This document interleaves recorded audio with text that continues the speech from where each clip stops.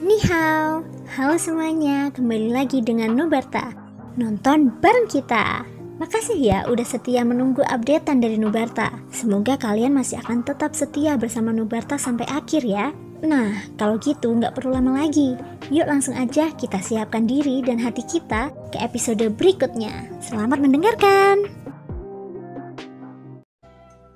Di pihak Taesu, total lebih dari selusin sosok muncul. Semuanya bergabung ke dalam pertempuran, ditambah kekuatan tempur absolut tingkat keempat Suzhou dan 3 orang kuat lainnya di tingkat ketiga. Situasi keseluruhan pertempuran semakin berat sebelah. Jika kelompok Shoyan tidak dapat melarikan diri, ini akan menjadi kematian saudara-saudara mereka. Adegan di medan perang sangat kacau, dan pertempuran menjadi lebih intens. Mata Shoyan bergetar, dia tidak bisa menahan diri untuk tidak mengepalkan jarinya. Saat ini, dia sebenarnya tidak punya kekuatan untuk mengambil tindakan. Level Klan Jinchang sudah jatuh, dan Klan Yuanzhen tidak berada di sisinya. Tidak ada cara untuk pergi, dan kekuatannya sendiri masih keabadian Kaisar. Shoyan berpikir dengan cepat, kemudian dia melambaikan tangannya, dan mengeluarkan tahanan roh dari balik lengan bajunya. Mata besar yang terakhir selalu menunjukkan bahwa tidak ada harapan. Keluarkan Damo. Shoyan berteriak, tahanan roh mengerti dan dia memisahkan Damo dari tubuhnya. Kemudian, Shoyan mengulurkan tangannya untuk meraihnya, dan energi lautan 10.000 roh melonjak. Yang bisa dia lakukan sekarang hanyalah membentuk formasi pertahanan. Melihat Shoyan yang sangat serius, tahanan roh ingin segera memasuki lengan jubahnya. Tahanan roh, siapkan formasi bergerak, cepatlah! Teriak Shoyan. Benar saja, dia masih tidak akan membiarkanku. Tidak peduli apa yang kamu teriakan, kamu benar-benar orang yang pemarah. Segera, tahanan roh membalikkan tubuhnya, menemukan sudut dan bersiap untuk mengatur formasi secara diam-diam. Namun, tidak jauh setelah tahanan roh itu terbang, jaring cahaya tiba-tiba muncul menutupinya. Hei, ini terlalu ketat, aku tidak bisa bergerak. Sungguh tidak. Tahanan roh mengaum, tubuhnya tercekik erat oleh jaring cahaya, dan matanya yang besar tercekik hingga hampir berubah bentuk. Sesosok muncul di belakang tahanan roh, kemudian menyeretnya ke singgasana. Seperti yang diharapkan, Yang Mulia Susang, bahkan hewan peliharaanmu pun sangat aneh. Suan King menatap tahanan roh. Kamu adalah hewan peliharaannya, aku adalah tuannya. Tahanan roh sangat marah. Jika bukan karena dia tidak memiliki mulut, kemungkinan besar seteguk air liur akan disemprotkan langsung ke wajah Suan King. Ini benda kecil yang lucu, menyenangkan dan menarik. Ikat saja untukku dan biarkan dia menjadi mainanku, ucap Suan King. Kamu adalah anjingnya dan seluruh keluargamu adalah seekor anjing. Mulut tahanan roh penuh dengan wewangian, tetapi kemudian cahaya dingin menggantung di atas kepalanya dan dia segera terdiam. Suan King menatap tahanan roh dan menunjukkan senyuman ramah. Dia membuat isyarat agar dia diam. Pada saat ini, Shoyan menggunakan Damo untuk mengerahkan formasi tingkat kedua. Tetapi itu tidak cukup. Dia harus mengatur setidaknya formasi tingkat ketiga. Shoyan tidak tahu harus berbuat apa. Sekarang, melihat tahanan roh yang tertangkap, matanya semakin memerah. Shoyan sepertinya tidak pernah peduli dengan hidup dan matinya. Dia tidak kekurangan krisis hidup dan mati dalam hidupnya. Saat ini, apa yang benar-benar dia khawatirkan adalah keselamatan saudara-saudaranya. Tentu saja, selama kontes 10.000 alam, Shoyan telah tewas 1 kali. Meski sudah lama berlalu, namun perasaannya masih mendalam. Namun dibandingkan dengan hidup dan matinya sendiri, Shoyan lebih memedulikan orang di sekitarnya. Shoyan mencubit Damo dengan kelima jarinya. Mata birunya bersinar dengan cahaya biru, dan dia akan segera bisa menyelesaikan formasi level ketiga. Namun, situasi pertempuran saat ini sangat tidak menguntungkan, dan kesenjangan kekuatannya terlalu besar. Meskipun Kayun kuat, sulit bagi satu orang untuk bersaing dengan tingkat keempat yang menguasai 7 sumber, dan orang kuat di tingkat ketiga di saat yang bersamaan. Ye Feiyu masih bekerja keras, tapi kali ini dia tidak peduli apa. Dia tidak bisa lagi membuka ruang. Suara teredam terus terdengar di medan perang. Rancang berdiri di depan tim, menahan serangan yang kuat dan menggunakan kekuatan fisiknya untuk melawan, sehingga darah di sekujur tubuhnya tidak pernah mengering. Kayun juga terlihat pucat. Dia mencoba yang terbaik untuk menyerang sementara Rancang melakukan pemblokiran yang gila-gilaan. Meskipun mereka berada dalam posisi yang tidak menguntungkan, semua orang mencoba yang terbaik untuk melawan sehingga tidak dapat dikalahkan untuk sementara waktu. Namun, pada saat ini, paksaan yang dahsyat tiba-tiba menyelimuti mereka.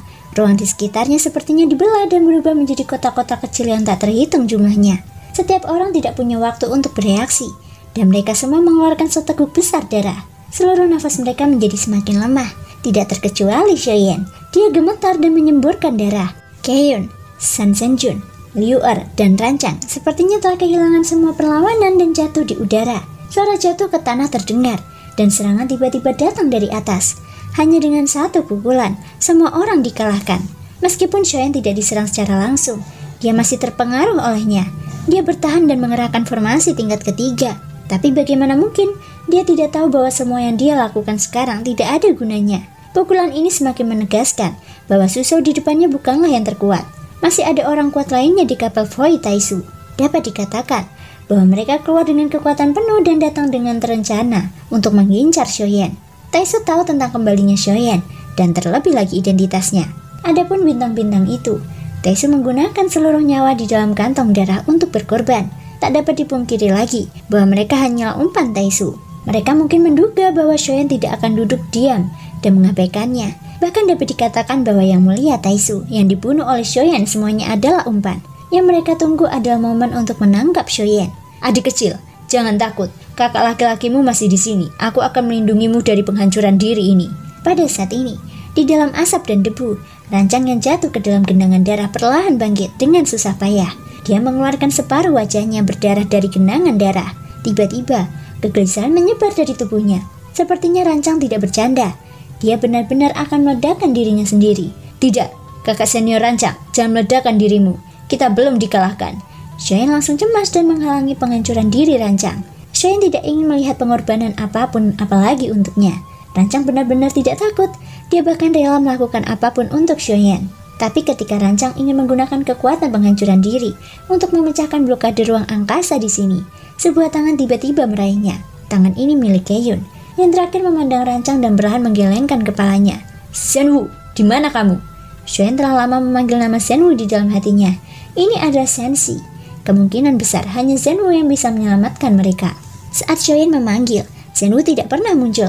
Faktanya, Shoyan sudah memanggil Senwu di dalam hatinya saat saudara-saudaranya muncul. Dia tahu bahwa tidak ada peluang untuk menang dalam pertempuran ini. Meskipun dia tidak mengetahui identitas Su Anqing, perasaan krisis memberitahu Shoyan bahwa Taisu yang datang kali ini sudah menjadi kekuatan inti. Mereka datang ke sini untuk membunuh Shoyan. Bagi Taisu, Shoyan adalah variabel. Membunuhnya tidak diragukan lagi, sama seperti mematahkan harapan Sensi. Jika demikian, hanya masalah waktu sebelum Sensi benar-benar musnah seperti dunia tanpa batas. Pada saat ini, semua sosok Taisu meraung. Mereka semua langsung menuju rancang. Keyun dan yang lainnya di bawah. Sinar cahaya dingin menderu ke arah tanah, menyebabkan seluruh tanah runtuh dan bintang-bintang bergetar. Hanya Ye Feiyu yang berada di samping Shoyan yang memiliki pupil gemetar di matanya yang indah, dan wajahnya yang cantik semakin pucat. Aku tidak bisa membukanya. Tuan, apakah itu semua karena aku? Ye Feiyu menumpahkan 2 baris darah dan air mata. Dia telah benar-benar mencoba yang terbaik dan mencoba semua metode tetapi tidak dapat menembus blokade ruang angkasa. Seluruh tubuh Shoyan tanpa sadar gemetar. Perasaan ini hanya muncul ketika semua tim Virus tewas dalam pertempuran. Dia takut, bukan pada kematian, tapi melihat kematian. Orang yang dia sayangi dan orang yang menyayanginya meninggal secara tragis dalam kegilaan yang menyedihkan. Kenapa? Kenapa aku masih sangat lemah? Kenapa aku bahkan tidak bisa melindungi orang-orang di sekitarku? Apakah aku benar-benar reinkarnasi Susang? Aku sama sekali tidak pandai. Apakah aku hanya bisa melihat saudara-saudaraku terbunuh tanpa melakukan apapun? Mengapa? Mengapa kalian melindungiku seperti ini? Terima kasih semua sudah mau mendengarkan dari awal sampai akhir. Sampai jumpa di episode berikutnya.